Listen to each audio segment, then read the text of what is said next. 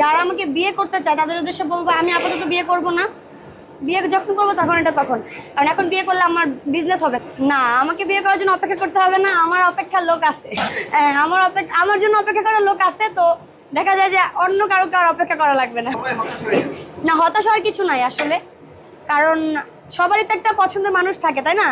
তো আমি তো ব্যতিক্রম না, আমারও হয়তো আছে কেউ একজন। তো এখন পেঁয়াজটা কষানো শেষ, এরপর আমি আদা রসুন বাটাটা দিয়ে দিচ্ছি। ভাই এখানে 30 কেজি হাঁস রান্না হবে, তো 30 কেজি হাঁসের মশলা আমি কষাবো। এটা হচ্ছে ধনিয়া গুঁড়া, এটা জিরার গুঁড়া।